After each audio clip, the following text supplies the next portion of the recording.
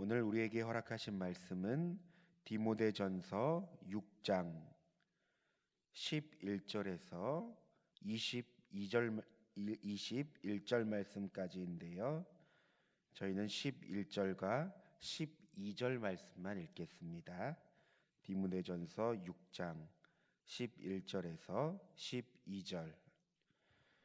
오직 너 하나님의 사람아, 이것들을 피하고 의와 경건과 믿음과 사랑과 인내와 온유를 따르며 믿음의 선한 싸움을 싸우라. 영생을 취하라. 이를 위하여 내게 부르심을 받았고 많은 증인 앞에서 선한 증언을 하였도다. 아멘. 오늘 본문은 디모데전서 마지막 부분입니다. 무엇보다 디모데를 사랑하고 아꼈던 바울은 디모데에게 진심 어린 권면을 하는데요. 그의 권면 속에서 저희는 복음의 증인으로서의 결단과 다짐을 보게 됩니다. 여러분, 우리 1절 말씀을 다시 한번 읽겠습니다. 오직 너 하나님의 사람아, 이것들을 피하고 의와 경건과 믿음과 사랑과 인내와 온유를 따르며. 오직 너 하나님의 사람아. 여러분, 무엇보다 바울은 디모데가 하나님의 사람으로서 복음을 전하고 교회를 세우는 일에 앞장섰다는 사실을 잘 알고 있습니다. 그 당시 거짓 교사가 활동하던 때는 너무나 거짓이 난무했던 시대죠. 그러기에 이 디모데를 보고 하나님의 사람으로서 무엇보다 이 디모데를 참된 그리스도인이라고 지칭하는 것입니다. 여러분, 흥미로운 사실을 본다면 성경의 원어를 보면 이 하나님의 사람이라는 표현은 구약 시대의 모세, 사무엘, 엘리야, 엘리사를 지칭할 때 사용했던 표현입니다. 즉, 하나님께서 인정받는 일꾼으로 영적인 권위가 있고 모든 선한 일을 행하는 온전한 그리스도인을 지칭할 때 사용되는 말이었습니다. 여러분, 우리도 하나님의 사람으로 부르심을 받은 줄 믿습니다. 이 시대 가운데 우리가 온전한 그리스도인이 되어 교회를 사랑하고 믿음을 지켜 하나님께 칭찬받는 한 사람 한 사람 되길 소망합니다. 하나님께서 이를 위하여 우리를 부르셨고 삶의 자리를 허락하셨습니다. 한편 성경은 하나님의 사람에게 두 가지의 대조를 이루는 삶을 살라고 말합니다. 여러분, 무엇입니까? 피하라 그리고 따르라입니다. 먼저 피하라라고 하는 것은 바울이 앞서 6장 3절에서 10절까지 소개한 말씀입니다. 즉, 경건하지 못한 죄를 말합니다. 반대로 따르라라고 하는 것은 진리에 부합한 올바른 삶을 말합니다. 그러니까 여러분, 무엇보다 그리스도인들에게는 피할 것과 따를 것을 분간하는 것이 너무나 중요하다는 겁니다. 여러분, 우리의 삶에도 마찬가지입니다. 우리는 피할 것과 따를 것을 잘 분간해야 합니다. 특별히 오늘날 이 시대는 모호한 시대입니다. 자기의 속엔저로 살아갑니다. 즉, 분간의 삶이 필요하다는 겁니다. 그런데 여러분, 어떻게 분간할 수 있습니까? 바로 하나님의 말씀, 진리가 분간케 합니다. 오직 진리의 말씀이 우리를 분간하게 하며 진리 가운데 살아가도록 만듭니다. 그러니까 여러분, 우리가 이 말씀을 대할 때 어떻게 대하느냐에 따라서 이 말씀이 우리의 삶에서 나타나는 영향력과 은혜가 천지차이라는 것입니다. 여러분, 성경을 보면 하나님의 사람들이 말씀을 대할 때 그들의 생명처럼 되었습니다. 왜 그렇게 되었을까요? 그들은 말씀 가운데 참된 진리를 발견했기 때문입니다. 그러기에 무엇보다 세상 가운데 하나님의 사람으로서 온전한 그리스도인의 삶을 살아갔습니다. 복음서를 보면 예수님께서 많은 무리를 향해 자신이 생명의 떡이라고 말씀하셨습니다. 이 말씀을 들은 많은 사람들은 예수님의 가르침에 불쾌감을 나타냈습니다. 그 가운데 예수님을 따르던 많은 사람들 중에 대부분의 사람들이 예수님을 떠났습니다. 이에 예수님께서 12제자에게 물으셨습니다. 너희도 가려느냐? 그러자 베드로가 대답합니다. 요한복음 6장 68절입니다. 시몬 베드로가 대답하되 주여 영생의 말씀이 주께 있사오니 우리가 누구에게로 가오리까? 여러분, 베드로는 주님의 말씀이 진리라는 사실을 알았습니다. 그러기에 그는 자기를 부인하고 자기 십자가를 지기까지 주님을 따랐고 진리의 말씀을 붙들었습니다.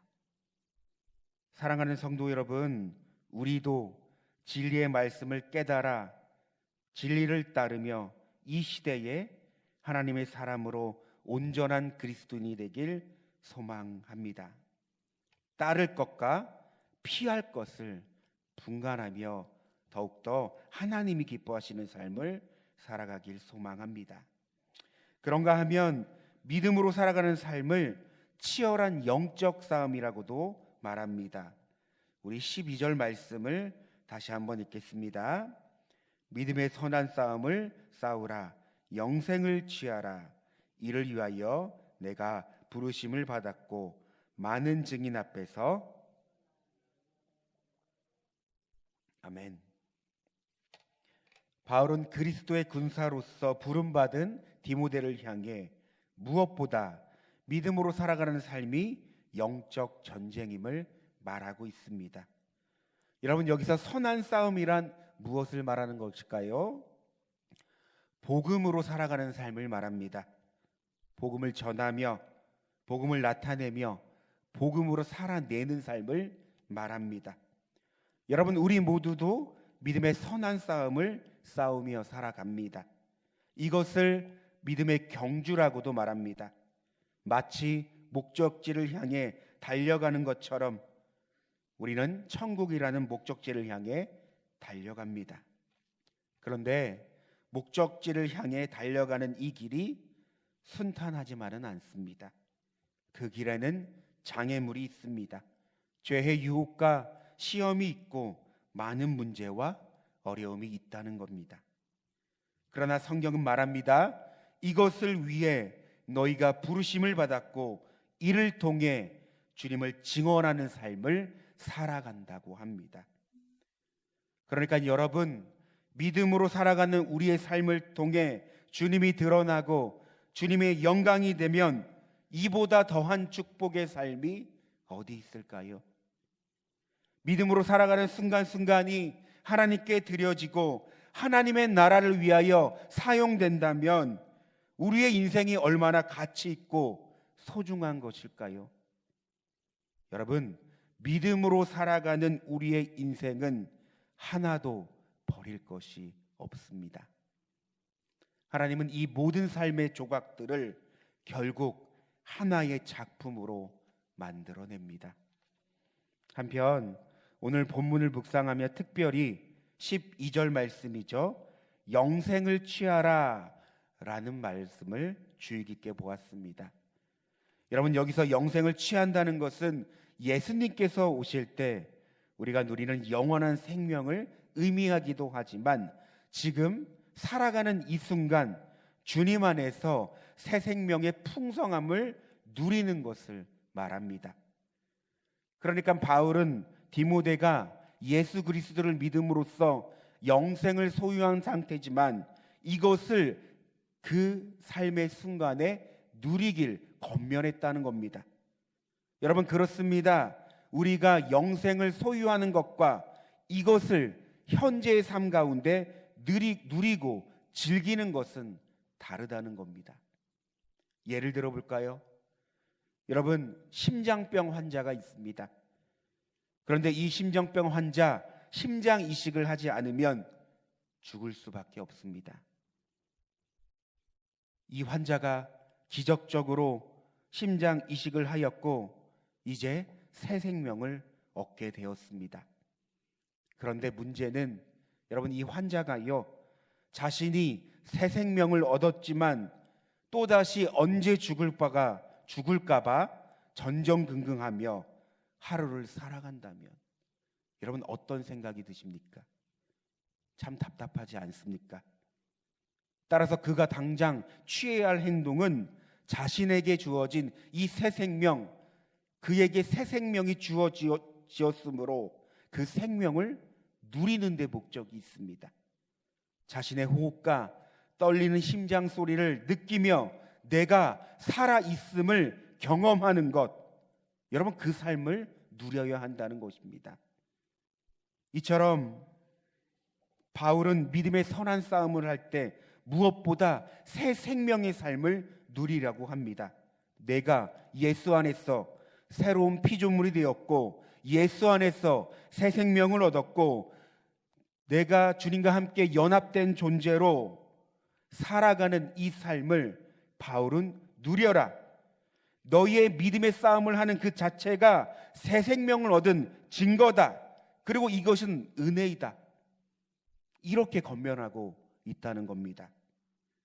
여러분, 많은 그리스도인들이 자신이 예수 그리스도로 인하여 새 생명을 얻었지만 이 생명의 풍성함을 누리지 못하며 살아갑니다. 왜 그럴까요? 살아가는 이 현실의 삶이 너무나 성경이 말하는 이 풍성한 삶과 다르기 때문일까요? 여러분, 우리는 어떻게 주님이 주신 이 새 생명, 이 생명의 풍성함을 누리며 살아갈 수 있을까요? 믿음입니다.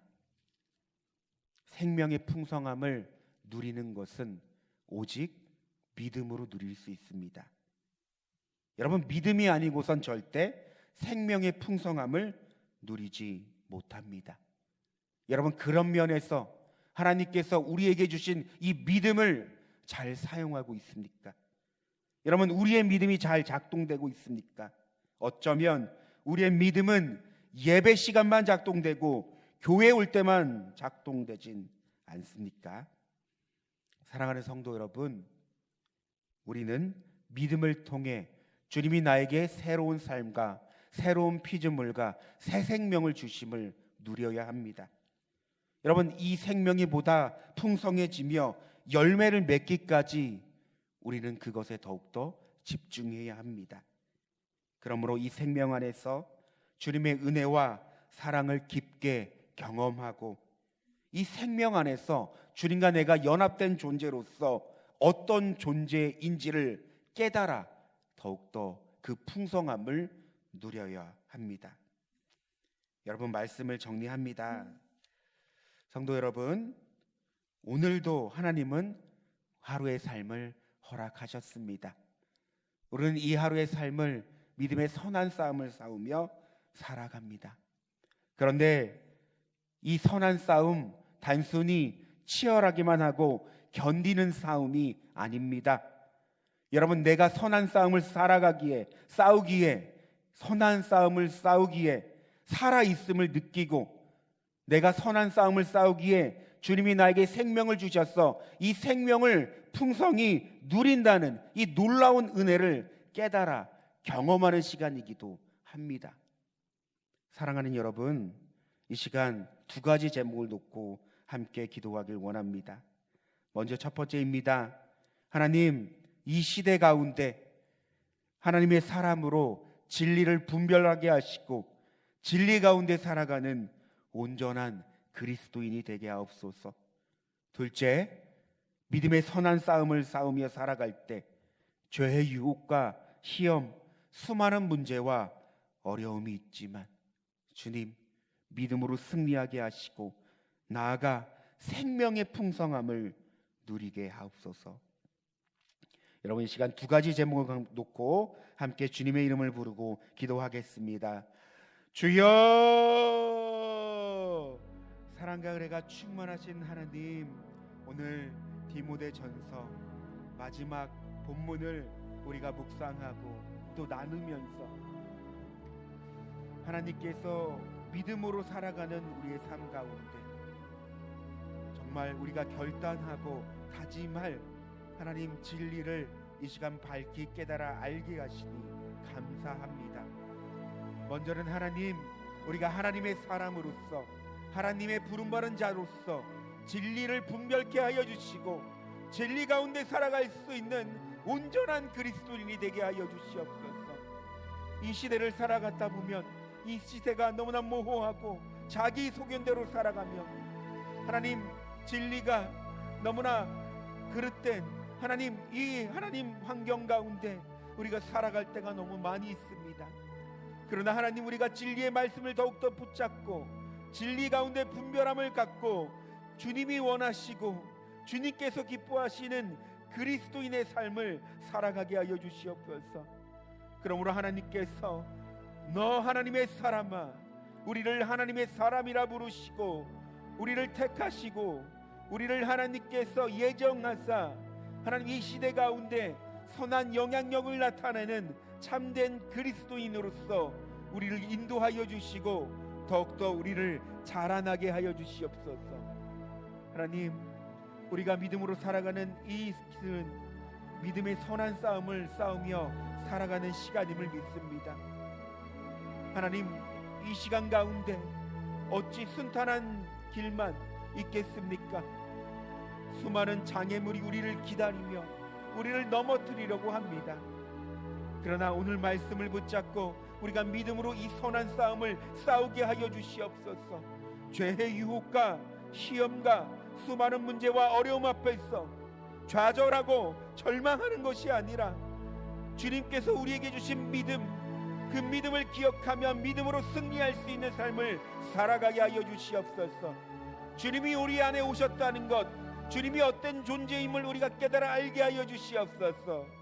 주님은 이미 승리하신 분입니다. 세상을 이기신 분입니다. 주님께서 우리에게 말씀하십니다. 세상에서 환난을 당하라. 보라, 담대하라. 내가 세상을 이겼노라.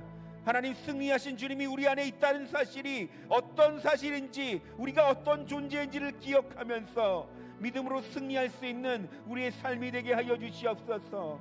더 나아가 그러므로 하나님, 이 믿음의 싸움이 견디는 싸움만이 아닌 치열한 싸움만이 아닌 이 시간을 통해 우리에게 새 생명을 주신 이 생명의 풍성함을 더욱더 누리고 경험할 수 있는 귀한 삶의 자리가 되게 하여 주시옵소서. 우리 사랑하는 성도님들을 위하여 기도합니다. 오늘 하루하루 살아가는 삶이 하나님 때론 지치고 치열하고 하나님 너무나 하나님 영적인 전쟁을 치르며 살아가지만 그 가운데 우리의 소망 되시고 우리의 구원자 되신 예수님을 바라볼 수 있는 귀한 은혜를 더하여 주시옵소서. 순간순간마다 나오는 그 하나님 치열한 상황 속에서 믿음을 붙잡게 하여 주시고 믿음으로 승리할 수 있는 우리 성도님